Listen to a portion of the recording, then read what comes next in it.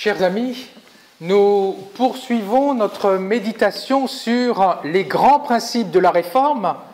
Donc nous avons vu, je rappelle, la grâce seule, Dieu qui aime inconditionnellement tous les êtres humains, quelles que soient leurs actions. Nous avons vu la Bible seule, la Bible qui reflète le témoignage de Jésus-Christ, qui est la parole de Dieu. Jésus-Christ, qui est la parole de Dieu. Et aujourd'hui, je vous propose de méditer sur un troisième principe, le sacerdoce universel. Que veut dire ce principe? Est-ce qu'il signifie que nous sommes tous pasteurs? D'abord, quel est le sens de ce principe? Sacerdoce, prêtrise, universel pour tous. La prêtrise pour tous, on pourrait dire. Nous sommes tous prêtres. Il n'y a pas d'intermédiaire entre Dieu et chaque chrétien. C'est un principe véritablement révolutionnaire pour l'époque, quand Luther l'a énoncé, mais aussi, je crois, aujourd'hui. Souvenons-nous déjà, pour l'époque, la société était divisée en trois classes, trois ordres, avec d'une part ceux qui travaillaient, donc les paysans, les commerçants, d'autre part les nobles, qui étaient censés les protéger, qui faisaient office d'armée et de police, et puis il y avait les prêtres qui étaient des intermédiaires entre chaque homme et Dieu. Et comment cela se manifestait? Surtout par leur capacité, leur pouvoir, le pouvoir qu'on pensait qu'ils avaient, de pouvoir transformer du pain et du vin en Jésus-Christ et de le donner aux fidèles. Représentons-nous ce que ça veut dire. Ça veut dire que les prêtres avaient le pouvoir de donner Dieu aux fidèles. C'est quand même énorme de penser ça. D'autre part, c'est eux et eux seuls qui avaient le pouvoir de pardonner les péchés. Donc quand on était gravement pécheur, si j'ose dire, totalement séparé de Dieu, c'est eux qui avaient la possibilité de rendre à nouveau digne un chrétien de paraître devant Dieu. C'est eux qui avaient la responsabilité d'interpréter de manière juste la Bible. Eh bien, Luther n'est pas du tout d'accord avec cela, puisqu'il dit que nous sommes tous prêtres, tous consacrés prêtres par le baptême. Il ne fait finalement que relire les Écritures, les remettre au goût du jour, comme nous avons lu tout à l'heure, que Dieu a fait de nous par le Christ un royaume de prêtres, c'est bien cela. Nous n'avons pas besoin d'ordination sacerdotale pour être prêtres. Par le baptême, nous sommes tous prêtres. De cela, il y a trois conséquences très importantes pour notre vie spirituelle. La première, c'est la liberté. Dieu est libre, on l'affirme. Dieu est libre. Dieu est libre de donner sa grâce à qui il veut, c'est-à-dire à tout le monde, mais en tout cas sans être obligé, contraint de passer par des intermédiaires. Qui pourrait obliger Dieu à passer par des intermédiaires? Liberté pour les chrétiens et pour les hommes, de s'adresser directement à Dieu et de ne pas être contraint de passer par des gardiens de la grâce. Liberté. Égalité aussi entre tous les chrétiens.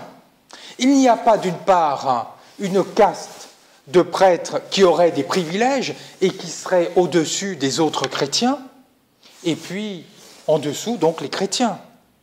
Non. Luther affirme cette chose très, très forte.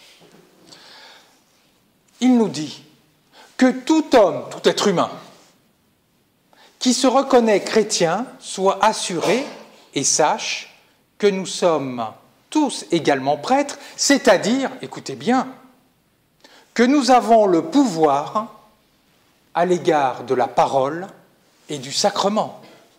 Qu'est-ce qu'est en train de dire Luther?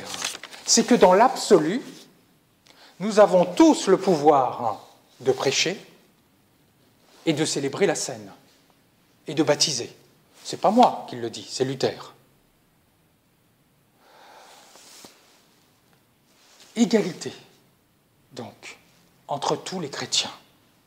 Liberté, égalité, troisième principe. Non, pas fraternité, responsabilité. Responsabilité. Si nous sommes tous prêtres, nous avons le devoir d'accomplir notre tâche de prêtre. Et quelle est notre tâche de prêtre? D'étudier les Écritures, puisqu'elle n'appartient pas à une caste. Elle nous appartient à tous, les Écritures. Nous devons les étudier, les lire régulièrement. Ce n'est pas la propriété des prêtres ni des pasteurs. Nous avons le pouvoir et donc le devoir de prier Dieu pour soi et pour les autres. Nous avons aussi le pouvoir et l'obligation, je dirais même, de témoigner de notre foi. Témoigner de la foi ne revient pas aux évangélistes et aux pasteurs et aux prêtres, mais à tous les chrétiens. Le sacerdoce universel signifie que nous sommes tous prêtres, c'est-à-dire libres, égaux et responsables. Si nous sommes tous prêtres, est-ce que cela veut dire que nous sommes tous pasteurs? Non. Nous qui sommes sous, j'allais dire, l'autorité de la Confession d'Augsbourg, je vous invite à écouter ce que nous dit la Confession d'Augsbourg et essayer de comprendre pourquoi. Nul ne doit enseigner, prêcher publiquement dans l'Église, ni administrer les sacrements, à moins qu'il n'ait reçu une vocation. Que nous dit ce... Luther dit, oui, d'accord, nous avons tous le pouvoir de prêcher et d'administrer les sacrements. Et pourtant, il ne faut pas que tous le fassent. Pourquoi? Pour le bon ordre de l'Église. Je citerai un exemple profane. Tout le monde peut être nounou, c'est-à-dire assistante maternelle, et a le pouvoir de garder des enfants chez soi. Tout le monde peut le faire. Et pourtant, la société ne le permet pas. Pour le bien-être des enfants, pour la sécurité des enfants, pour la bonne marche de la société. Il faut un minimum de qualification, et il y en a qui le savent parmi certains d'entre vous. Il faut un minimum d'espace. C'est pour la bonne organisation, pour le bien-être de la société. C'est exactement pareil pour le pastorat. Tout le monde ne peut pas être pasteur pour la bonne organisation de l'Église, pour que ce ne soit pas l'anarchie.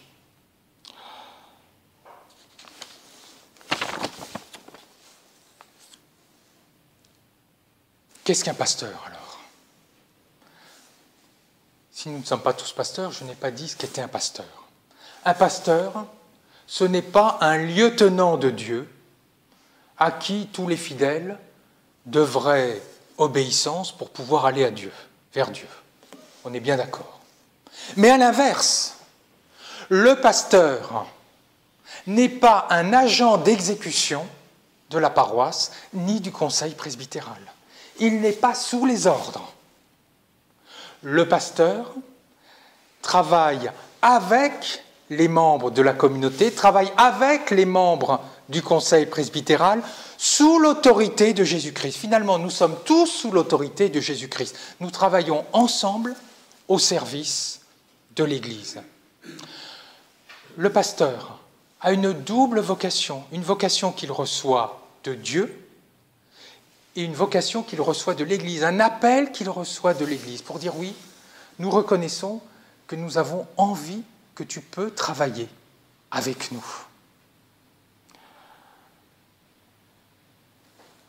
Le pasteur, d'autre part, se reconnaît par ce qu'il fait et non pas par une nature qui serait différente des autres. Un chien a une nature différente d'un chat. Ils sont radicalement différents. Un pasteur n'est pas radicalement différent des autres. Il se reconnaît par son faire, par ce qu'il fait.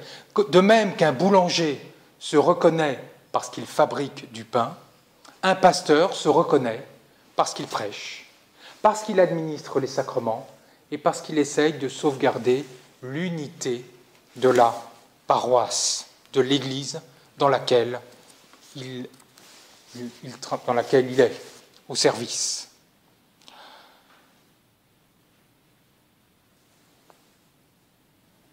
Deuxième idée, tous les chrétiens ne sont pas pasteurs, sont pasteurs celles et ceux qui ont reçu une vocation pour prêcher, administrer les sacrements et sauvegarder l'unité de l'Église, qu'ils soient mariés, qu'ils ne soient pas mariés, qu'ils soient hommes ou qu'ils soient femmes. Pour conclure, j'aimerais rappeler les deux idées essentielles de ce qu'est le sacerdoce universel. Le sacerdoce universel signifie que nous sommes tous prêtres, libres, égaux, responsables. Cependant, nous ne sommes pas tous pasteurs. Le pastorat réservé à celles et ceux qui ont reçu une vocation spécifique pour prêcher et administrer les sacrements. Chères sœurs et frères, puissions-nous tous prendre au sérieux notre sacerdoce, notamment en annonçant l'Évangile autour de nous. Et puisse chacun des membres de cette Église et leur pasteur continuer à travailler harmonieusement au service du Christ et de son Église. Amen.